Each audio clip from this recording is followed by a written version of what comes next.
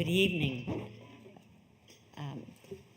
Some years ago, I came across this anthology, Poets Against the War, and I heard about it listening to a television program where I heard a poet back east read this poem of a child who was in the 4th grade.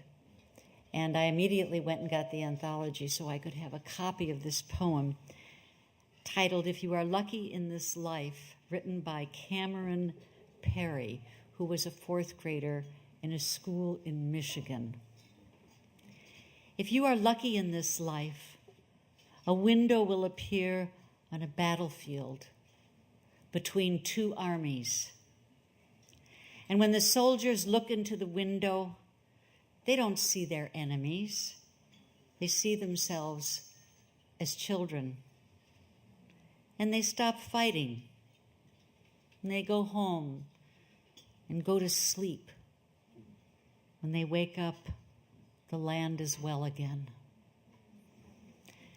It's amazing that a child could think of that, and that is the way it is with children.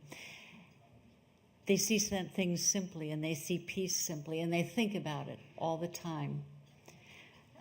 At the Nuclear Age Peace Foundation, which many of you probably know, we have an annual peace poetry contest, and there is a division for high school students, for adults, and for young children.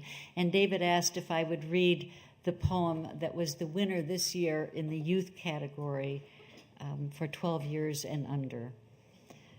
This is a poem titled A Love Story by Mylin Shee, which was the first place winner this year. And those of us who were judging the contest, we couldn't believe a 12-year-old could write this poem. When the stars are restless, so it is said, Mars' bright eye shines more fiercely, casting an evil red glow that betrays his anger, his quick temper, his need for the noise of conflict. Beware, the bringer of war awakes. The universe rings with the clatter of his armor. Galaxies clash and planets stray from orbit. The stars tremble at the sight of his sword. He has freed the dogs of war, and as mere mortals can only wait for the cosmos to realign. But there is hope, a star on the horizon, unlike Mars' lurid glow. This one's light is white and pure. Praise the goddess divine. Venus has returned to her lover's side. Though she brings no force, no weapons, he comes readily into her arms. And it is their love that calms the fires, quenches his thirst, soothes his rage. Love blankets him in downy peace. She is the final conqueror. And the fearsome Mars, now subdued, blushes a dusky, rosy red. Or so it is said. 12 years old.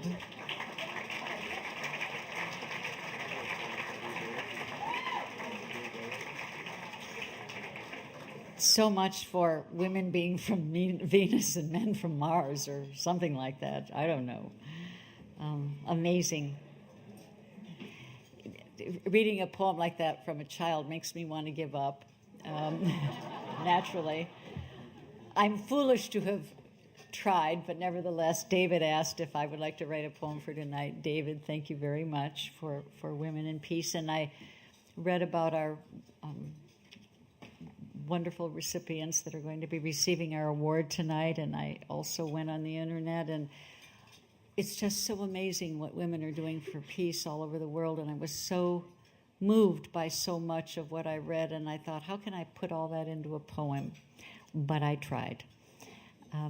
Some years ago, I wrote a Reader's Theater presentation tracing the role of women in literature from the beginning up until the time, which at that time was in the middle 70s.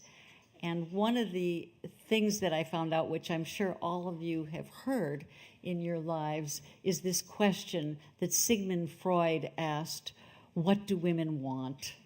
My God, what do women want? And I couldn't let go of that question when I was thinking about tonight. And so here's my poem, What Do Women Want?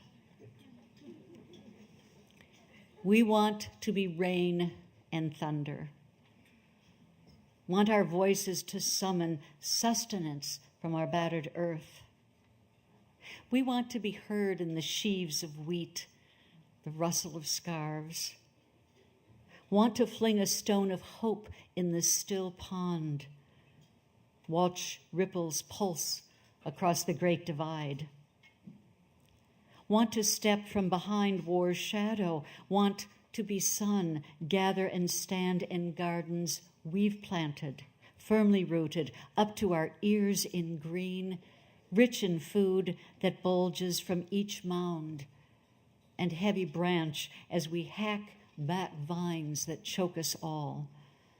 Open windows in walls, open doors through which we freely come and go and return without dodging snipers, without running from our lives. May we never again give birth to martyrs flown home without limbs or vision. Everywhere women want to be whole together. Make stew, simmer all that is true in the broth of human goodness.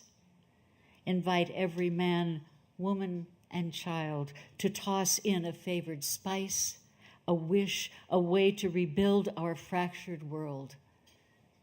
And with tomorrow in our wombs, we will carry bowls of peace from hearth to each table, however remote.